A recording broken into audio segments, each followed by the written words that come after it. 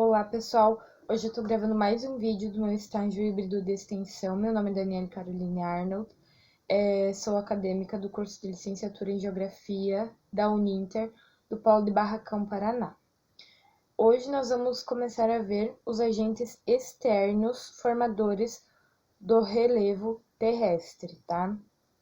Nas outras aulas a gente viu os agentes internos e hoje vamos começar a ver os agentes externos.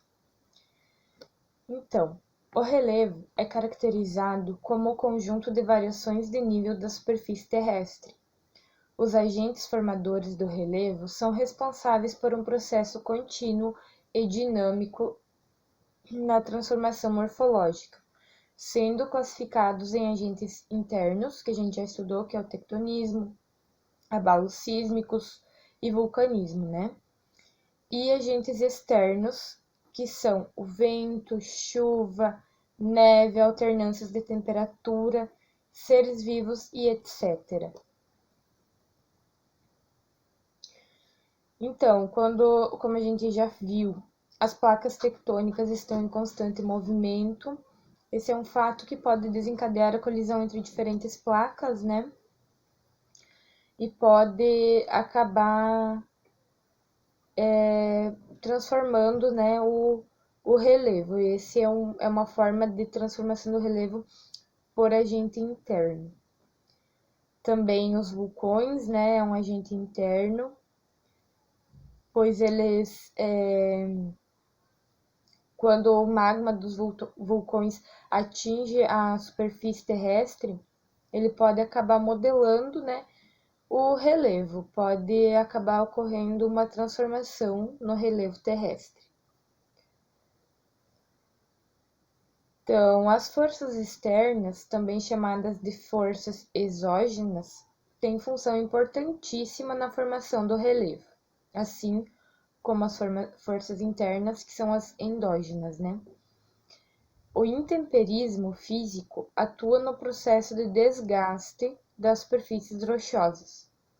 Esse fenômeno consiste na alteração das rochas em razão da alternância da temperatura, em que o calor provoca a dilatação das rochas e o frio a contração. A repetição desse processo durante anos modela o relevo. Então, esse é o intemperismo, né, que acaba causando uma mudança no relevo. As águas das chuvas também, e dos rios, né, e a neve, o vento também são agentes modeladores do relevo. A água pode alterar a composição das rochas, causando intemperismo químico. Com isso, ocorre a desagregação das rochas, que podem se romper ou desencadear erosões. A ação dos ventos, que também contribui, né, para a aceleração desse processo. Mas, atualmente, o maior modificador do relevo, né, terrestre é o homem, ou seja, a ação antrópica. A expansão das áreas urbanas, a construção de rodovias, escavação para exploração de minerais, entre tantas outras atividades antrópicas, atuam de forma significativa na formação e modelagem do relevo. Como a gente já falou nas outras aulas,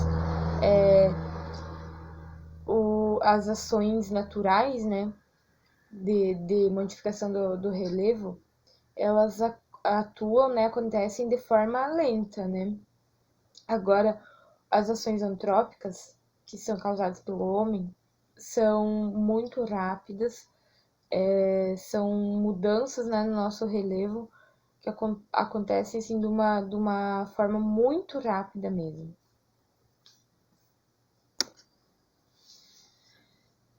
Já dizia Lavoisier, né? Na natureza nada se cria, nada se perde, tudo se transforma.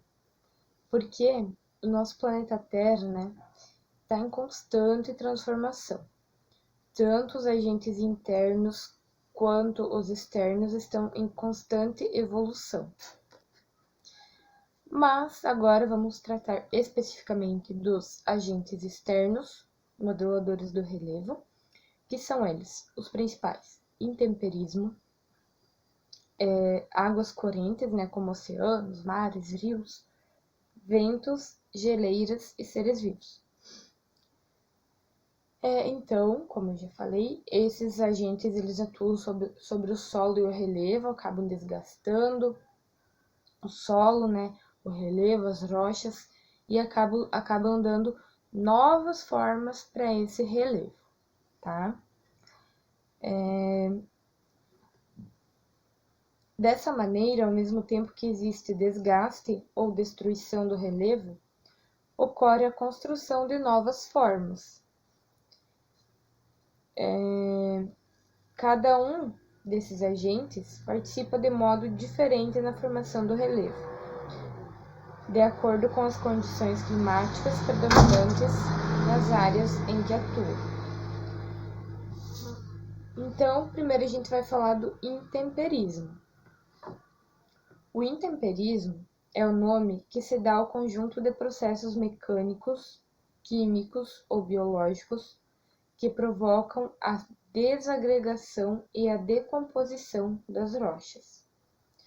Os processos mecânicos ou físicos ocorrem em virtude da variação de temperatura do ar atmosférico. Os minerais que formam as rochas, em sua maioria, se dilatam quando o ar é quente. Quando a temperatura diminui, eles se contraem. Esse movimento de dilatação e contração provoca a desagregação da rocha. Trata-se do intemperismo mecânico ou físico. Então, até as temperaturas, né, elas têm a ver com a questão do intemperismo, porque as temperaturas muito altas fazem as rochas se dilatarem, né? E as temperaturas baixas fazem elas se contraírem. Isso pode acabar causando uma desagregação da rocha, né? Pode acabar se quebrando, né? E isso vai acabar transformando o relevo terrestre, sim. Então, esse fator de dilatação ou de contração das rochas é chamado de intemperismo mecânico ou físico. Já os processos químicos do intemperismo, eles estão ligados à ação da água da chuva, de rios, lagos, mares e oceanos, cuja ação provoca a decomposição dos minerais ou das rochas, transformando-os em partículas pequenas. É o caso do intemperismo químico. Então, esse intemperismo químico, por exemplo, a água da chuva vai acabar caindo sobre uma rocha, por exemplo, né, um solo, e ali vai acabar decompondo, né, os minerais, né, ali das rochas, vai acabar, digamos que esfarelando, né, e isso vai gerar o intemperismo químico, né, vai transformar o relevo, tudo isso. Mas não é só a água da chuva, né, dos rios, mares, oceanos, lagos, tudo isso. Por exemplo, nos rios ou mares também, a água ela vai estar sempre passando pelo canal do rio, né? Mas ali nas encostas, né, nas veradas, digamos assim, quando ela vai estar passando, ela vai acabar desgastando também, né, aquela matéria do solo, né, nos entornos do rio, que pode acabar até mudando o curso, né, desse rio, porque vai desgastar a encosta do rio, né, e ela pode acabar mudando de curso, né, de tamanho, tudo isso. Já nos processos biológicos, plantas, animais e até seres humanos atuam sobre as rochas. Ao brotar entre as fendas, por exemplo, as plantas acabam por desagregá-las. Por exemplo, vai nascer uma plantinha lá no meio de uma rocha. Aquela plantinha, ela vai começar a crescer, suas raízes vão começar a afundar na rocha, vai acabar crescendo, né? E ela vai acabar quebrando a rocha, né? A rocha vai acabar cedendo para essa planta, porque essa planta vai exercer tanta força, né, que vai acabar desagregando aquela rocha. E é mais um agente modificador do relevo, então, as plantas, né? Ao crescer, né, as raízes forçam as laterais das fendas, tornando-se ainda maiores, como eu já falei. Entre os animais, coelhos e tatus, por exemplo, abrem tocas, buracos no solo, né, que são usados como abrigo e refúgio, né, desses animaizinhos, que facilitam a infiltração da água, contribuindo também para a decomposição de rochas do subsolo. Esses processos caracterizam o intemperismo biológico. Então, o processo de intemperismo, que é gerado por plantas, animais e até seres humanos, né, é chamado de intemperismo biológico, né? Por que biológico? Bio vem de vida, né? Que são outras vidas que vão transformar aquele intemperismo, aquele relevo, desculpa. Então, esse é um intemperismo biológico. Assim, por meio desses processos, o intemperismo age na formação do solo, ou seja, da terra. Então, esse é o intemperismo. Ele pode se dar por processos mecânicos ou físicos, né? Que é a questão do calor, do frio, né? As temperaturas. Os processos químicos, né? Que é pela ação da água da chuva, dos mares, rios, lagos, tudo isso. E os processos biológicos que se dá a partir de plantas, animais, seres humanos, né? Agora a gente vai falar sobre as águas correntes. A água da chuva, do derretimento do gelo e da neve tem 3 destinos. Uma parte evapora e sobe para a atmosfera. Uma parte se infiltra no solo e forma os lençóis freáticos. E outra parte corre pela superfície terrestre, dando origem a enxurradas e torrentes, que abastecem os rios. Essa terceira parte forma as chamadas águas correntes.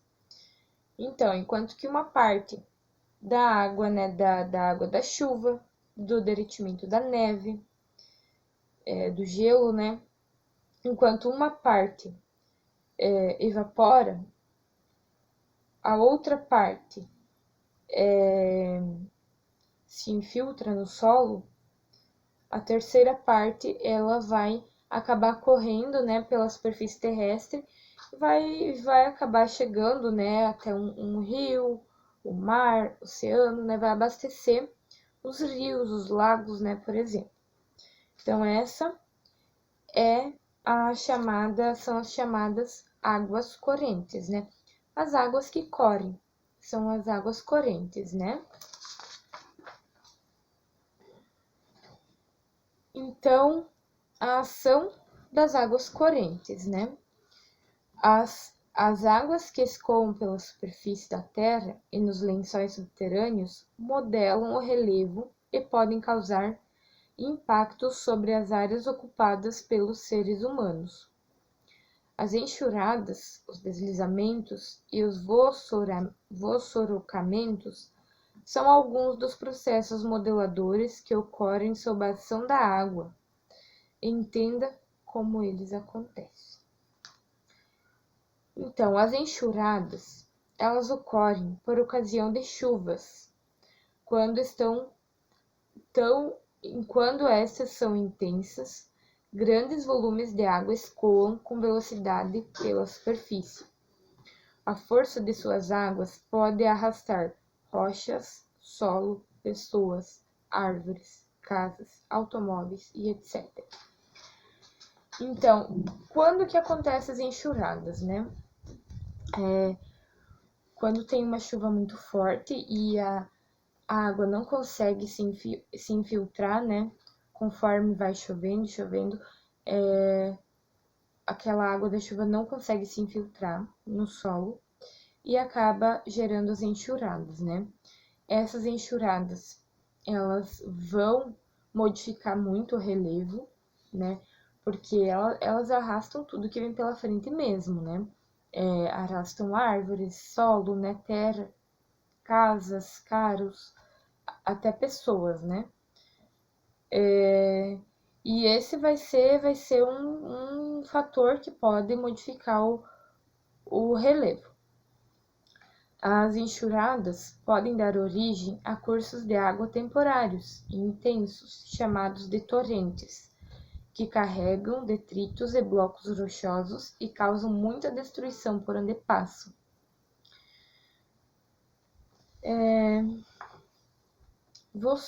Vossorocamentos. É um processo de formação de vossorocas, ou seja, grandes sulcos produzidos no terreno pela erosão de águas correntes superficiais e subsuperficiais. Podem atingir muitos metros de largura e de profundidade. O escoamento da água superficial dá origem a pequenos canais que se aprofundam com a passagem de enxurradas. Então, esse vossorocamento é uma desagregação do solo mesmo. É como se fosse abrir buracos, fendas, assim, no solo. E os deslizamentos. A água que se infiltra no solo atua como lubrificante entre os seus grãos e o torna mais pesado. Com a saturação de água, ocorrem deslocamentos de massas de solo sobre uma base formada por rochas. Por isso, após chuvas intensas ou prolongadas, grandes volumes de solo tendem a deslizar, principalmente em terrenos muito inclinados. Esse processo natural é também conhecido como movimento de massa. As encostas são consideradas áreas de risco para ocupação humana, pois as edificações representam uma carga adicional sobre as vertentes já propícias à ocorrência de deslizamentos. Então, os deslizamentos são um grande modificador do relevo. É algo assim que acontece, pode arrasar, né, localidades, né, pode destruir muitas casas, até matar pessoas, né, que estão ali. Uma forma de evitar, né, esses prejuízos é não construindo, né, em áreas íngremes, né, em áreas inclinadas. Que essas são as áreas que têm chances, né, mais chances de ocorrer esses deslizamentos. Então, a chuva é um grande modificador do relevo, né, como vocês puderam ver. A ação dos rios. Os rios são cursos de água que percorrem a superfície terrestre e modelam a paisagem por onde passam. Eles nascem em porções mais elevadas do relevo terrestre, como planaltos ou montanhas, e ao escoarem provocam erosão em alguns lugares e deposição de material erodido em outros.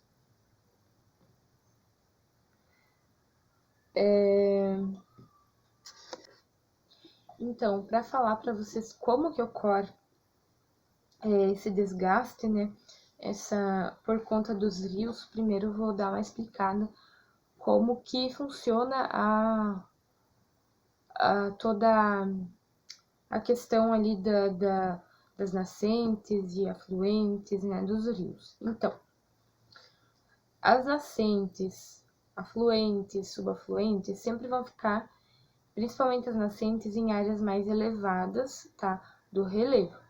Nas áreas mais elevadas que vão nascer as águas e vão cair, digamos assim, né, cair no curso superior, que vai correndo, vai junta com outras nascentes, afluentes, subafluentes, e o rio vai aumentando de tamanho e se torna um curso médio, né?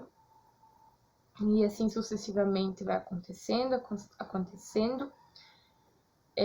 Então, ele chega ao seu curso inferior, né, que é onde ele aumenta mais. E assim ele vai correndo até chegar em sua foz ou desembocadura. E então até o oceano. Essa digamos que o caminho, né, das águas dos rios, né? Então, no curso superior do rio, que é a porção próxima à nascente, suas águas causam erosão vertical muito intensa, aprofundando o vale do rio. Já no curso médio, que é a porção correspondente à metade do seu curso, o transporte de detritos é maior e a erosão é menor que no alto curso. Já no curso inferior, porção próxima à foz, por onde o rio desemboca, as águas estão quase ao nível do mar, ou ao nível de outro rio ou lago onde são despejadas. Nessa porção, as águas do rio perdem a força erosiva e passam a depositar os detritos transportados ao longo do seu curso. É nessa porção, portanto, que o rio assume o papel de agente construtor do relevo, formando planícies. Em alguns casos, os sedimentos depositados na foz se espalham, dando origem a pequenas elevações que fazem o rio desaguar por meio de vários canais. É o chamado delta, tipo de foz bastante rica em sedimentos, e por isso largamente aproveitada pela agricultura. A formação de deltas depende da existência de certas condições na foz, pouca profundidade, inexistência de fortes correntes marinhas e grande quantidade de sedimentos ou detritos transportados pelo rio. Então, lá, próximo às nascentes, que seria o curso superior, vai ter um grande desgaste, uma grande erosão, né, causada pela água do rio. No curso médio, o transporte desses detritos é maior, né, mas a erosão é menor. Já no curso inferior,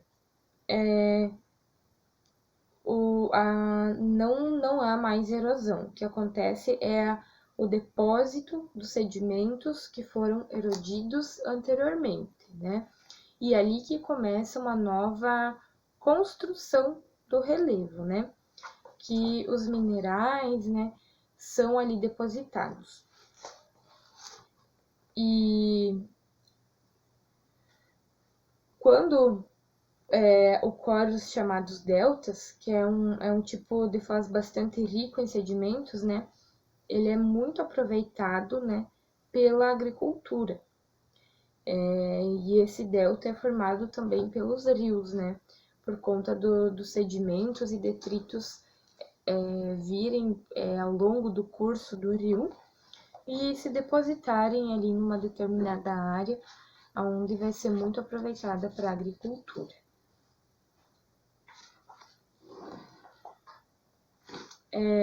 Quando o mar inunda a foz, alagando o vale do rio, forma-se um único canal, longo e afunilado, por onde o rio deságua. É o chamado estuário. Esse tipo de foz não é tão abundante em sedimentos quanto o delta, porém é bastante rico em nutrientes para vegetais e animais. No estuário, há a junção da água doce do rio com a água salgada do mar ou oceano.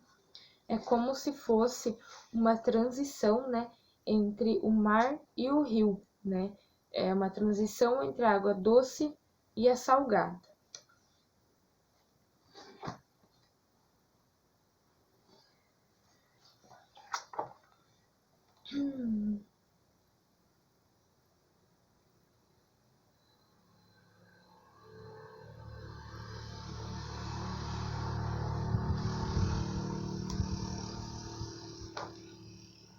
Perfil de equilíbrio dos rios. As águas de um rio percorrem seu curso, escavam seu leito e aprofundam seu vale. É como eu já falei, né, que a água ali do rio ela vai acabar desgastando, né? O fundo do rio, as laterais, e assim vai se modificando esse rio.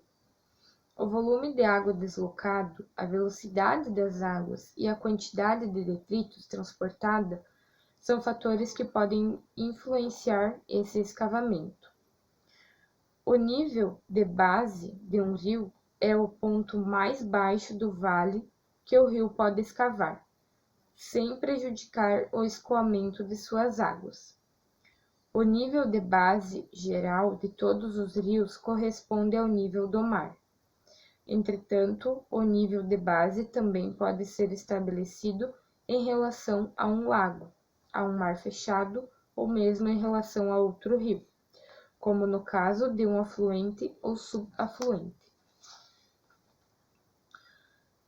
Já na questão dessa acumulação fluvial e a agricultura, a acumulação dos detritos transportados por um rio é denominada acumulação fluvial, que esses detritos vêm fluvialmente, né, no decorrer, né, vem ali com a água do rio, né, e então essa acumulação recebe o nome de acumulação fluvial. E pode dar origem às planícies de inundação. Essas planícies se formam ao longo do vale de um rio quando suas várzeas, que são as áreas baixas e mais ou menos planas localizadas às margens do rio, são inundadas durante as cheias. Com a inundação, os sedimentos que se originam da erosão das margens, das vertentes ou das enxurradas, que escoam para o vale fluvial, são transportados pelas águas e se depositam nessas áreas, construindo as planícies. Muitos desses sedimentos são férteis, o que favorece o estabelecimento de lavouras nessas planícies. No Brasil, o rio Amazonas e o rio São Francisco, entre outros, formam planícies de inundação. Nas planícies de nível de base, os rios descrevem curvas que recebem o nome de meandros. Então, essas planícies de inundação vão ser muito férteis, muito produtivas para a agricultura, por conta dessa grande quantidade, né, de minerais, né, tudo isso que ali são depositados. Então, os meandros, né, são, digamos que aqueles rios curvados, né, geralmente.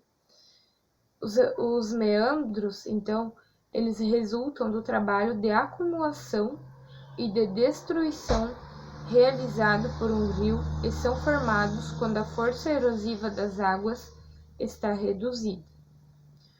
Quando um rio atinge o nível de base, suas águas deslocam-se mais lentamente. Encontrando um obstáculo, desviam-se dele e realizam um trabalho de erosão horizontal. Isso acaba mudando o curso do rio, né?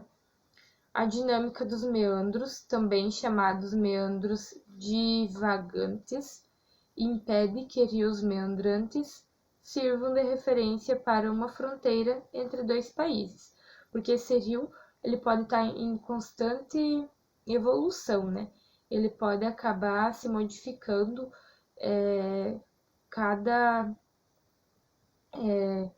bastante, né? Ele pode hoje estar de um jeito e amanhã de outro, então ele não pode ser usado para dividir dois países, né? Uma fronteira, por exemplo, não pode ser usado para isso, porque ele acaba mudando muito frequentemente, né? Então, a formação de meandros, como que ela ocorre?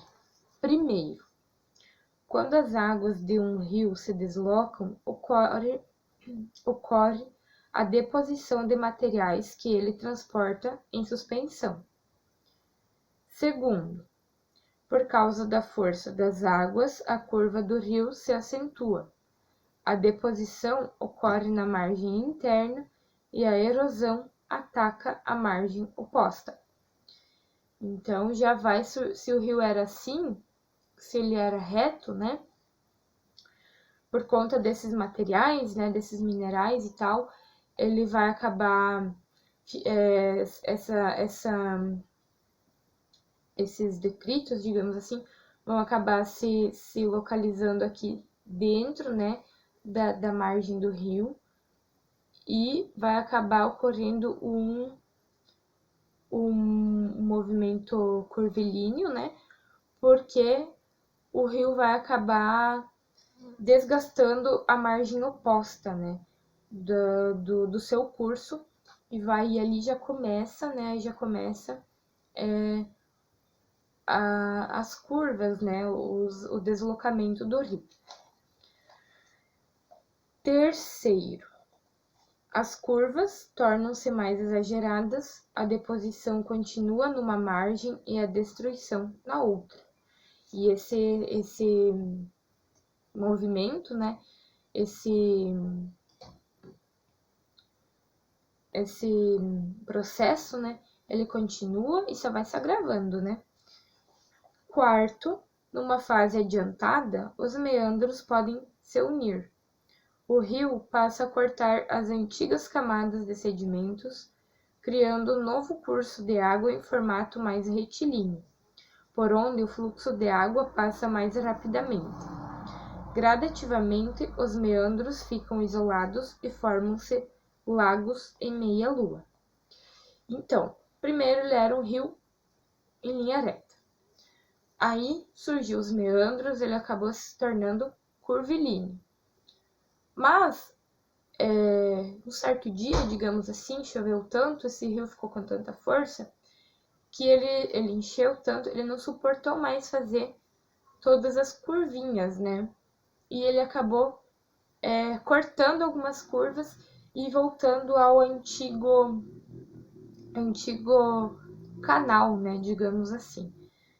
Então, eu volto a dizer que esse é o motivo de um rio de meandro não poder ser usado como fronteira, né? Porque ele muda muito assim de forma, digamos assim. Já a ação das águas oceânicas, elas também realizam, né, uma ação, um trabalho, né, constante de destruição e de construção de relevo, né? Em algum ponto ele pode, essas águas levantar podem estar destruindo o relevo, e em outro ponto tá criando um novo relevo, né? Construindo um novo relevo. A chamada erosão marinha ou abrasão, por exemplo, dá origem às falésias, forma de relevo litorâneo com paredões abruptos em contato com a água do mar. Como que ocorrem essas falésias? Primeiro, a ação da água do mar se faz na falésia pelo solapamento de sua base, em virtude da ação das ondas e do intemperismo. Segundo, essa